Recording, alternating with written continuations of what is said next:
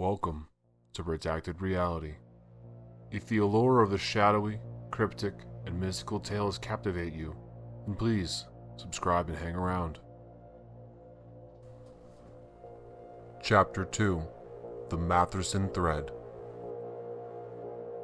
The quiet of the town library weighed heavy, an oppressive sort of silence that seemed to amplify every creak of the shelves and turn of the page. The faint hum of the overhead lights filled the space, just enough to keep Sarah on edge. She had chosen a solitary table in the far corner of the reading room, away from the sporadic presence of other patrons who came and went with disinterested glances in her direction. But for the most part, she was alone. A stack of ledgers, historical documents, and faded newspapers formed a fortress around her. Each book bore the musty, earthy smell of something long forgotten. These were the kind of records most people wouldn't think to open, relics of a bygone time, where paper and ink preserved what people now dismissed as mundane. But Sarah knew better. Buried within these pages, she hoped to find a pattern, a hidden thread tying the Whitaker house to the tragedies that seemed drawn to its cursed walls. The first ledger she opened was dated from the late 1800s. Its spine cracked softly as she laid it flat, careful not to tear the brittle paper. Rows of neat, spidery handwriting filled the pages, listing land deeds and property transactions. Her eyes scanned down the entries methodically, her pen poised over the blank notebook to jot down anything remotely significant. Half an hour passed and nothing to show for her efforts, except a mild cramp in her hand. She set her pen down and flexed her fingers, casting a glance around the quiet library. The lamplight from her desk pooled in uneven circles, throwing long shadows that stretched across the tiled floor. The building itself was old, its architecture a blend of late Victorian grandeur and utilitarian renovations that stripped away much of its charm. She wondered if any of the locals recognized the irony of preserving records of the past in a structure that tried so hard to modernize itself. Her attention returned to the ledger, flipping further until something caught her eye. A name. Edward Matherson. Her pulse quickened, and she found herself leaning closer to the page. Matherson was listed as the purchaser of the Whitaker property in 1926, a point where another series of tragedies had supposedly begun. "What were you doing there?" she murmured under her breath, jotting down the entry alongside a note to dig further into his background. Now that she had a lead, her determination sharpened. She slid the ledger aside and grabbed the next book, a compilation of local government records from the 1930s. This volume was more substantial, the pages dense with dry, bureaucratic jargon. She forced herself to skim carefully, her eyes darting to entries that listed construction permits, tax records, or judicial appointments. It wasn't long before Matherson's name appeared again. He had been unusual, lavish even, in his modifications to the Whitaker property. Permits for additional wings to the house, an installation of a wine cellar, and requests for workers to dig beneath the building for structural reinforcements. Reinforcements for what? She asked the silence. A sinking feeling settled in her stomach.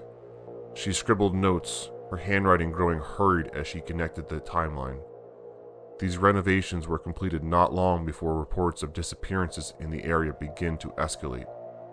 Locals had whispered that Matherson was paranoid, but the official records suggested a man calculated in his intentions. Fatigue threatened to creep in, but Sarah didn't dare stop. Setting the ledger aside, she shifted her focus to the pile of newspapers. These were far more brittle, fragile with age. She weighed each page down carefully to avoid accidental rips and scanned the headlines. The typography was bold and uneven, enhanced by grainy photos that revealed no more than shadowy impressions of people and places long gone. Family perishes in lock and house fire, 1932. 3 workers missing in construction site at Judge's estate. Mysterious illness strikes household staff. Her heart hammered as she realized her notes were forming a trail. These weren't random tragedies. They followed the same trajectory as Matherson's tenure in the house, spilling outward. Each headline seemed to bear the rotten scent of a hidden truth. No explanations, no closure, just questions that dug deeper than any official inquiry had dared to go. One headline stood out in particular. It was buried in the bottom corner of a 1938 issue, far less sensationalized than the others, but jarring in its implications. Matherson barred from lodge amid allegations of unnatural practices. Her brow furrowed as she read the brief column. The article was perfectly sparse, vague, as though hiding the true breadth of what they had uncovered. The accusations weren't detailed, but the suggestion that Matherson had been removed from an organization as powerful and secretive as the Masonic Lodge set off alarms in her head. Lodges didn't expel members lightly. Matherson must have done something that neither his wealth nor influence could shield him from. Something unnatural. She set the newspaper aside, unable to shake the feeling that Matherson's connection to the house wasn't just cursory. He had done more than just live there. He had infected it, or perhaps it had infected him. Her hand gripped the pen tighter as her thoughts spiraled down dark paths. Her phone vibrated on the desk, sending a sudden jolt of noise into the quiet. She picked it up, seeing a missed text from Marcus. Something about a lead on the locals' lore of the house. She put the phone down hastily. It could wait. Sliding another newspaper into view, she started again. This time, she focused on the obituaries. The results were chilling. Young men, middle-aged women, children barely old enough to start school, all tied to incidents on or near the Whitaker property, sometimes by proximity, sometimes by fate. The house seemed to pull people in like a spiderweb. Her eyes burned from focus, but she didn't dare stop. Every fragment of the house's history was like assembling a damning puzzle. She didn't need every piece to tell a story. The broad strokes were already clear. Matherson had brought something into that house, either through his renovations or his rituals. A force that fed on fear and tragedy, growing stronger with each passing victim. But why? To what purpose? She paused to rub her temples, the strain of hours spent crouched over documents catching up to her. Judging by the dimness seeping into the room, night was falling. The library's remaining patrons had already trickled out, leaving Sarah alone with a task she had set for herself. The faint sound of footsteps drew her attention, breaking the steady rhythm of the ticking clock above. The librarian appeared in the corner of her vision, his expression unreadable as he approached. "Still here?" he asked kindly. "Still here," she echoed, her voice hoarse. He glanced at the scattered mountain of papers across the table and gave a low whistle. "That's a lot of history you've pulled there." "I have a lot to learn," she replied, her tone clipped. She didn't have time for small talk. The librarian lingered, his hand gliding over the back of a chair. "You digging into the Whitaker place?" Sarah stiffened, unprepared for the sudden directness of the question. "What makes you think that?" "Small towns remember their ghosts," he replied cryptically. "Some stories stick. You'll find what you're looking for here. I'm sure of it. But don't dig too deep." "Why not?" she asked sharply. He lowered his gaze to meet hers, his expression somber now. "Because people who go looking for the house, they don't always come back." The unease that had been prickling at the back of Sarah's mind became a lead weight in her chest.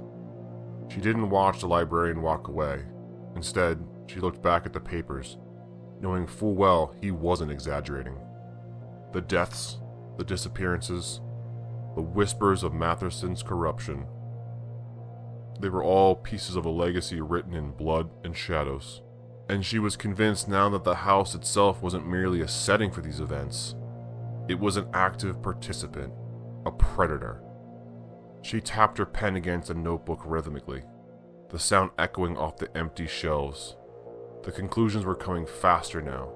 Every tragedy linked to the Whitaker house wasn't merely coincidence or bad luck. The house itself was bait, luring people in, manipulating them, breaking them. Matherson's rituals, or perhaps his arrogance, had created something unholy, a hunger. But for what, exactly? The chaos itself? Or something bigger?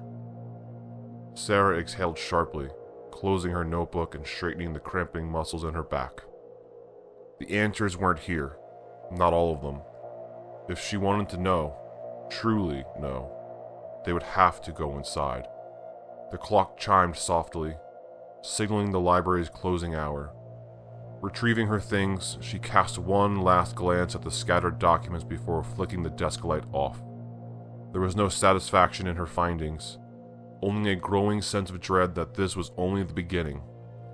As she stepped out into the chilly night, the library door creaking shut behind her, the wind swirled in low gusts, carrying with it the faint whisper of something distant, something waiting.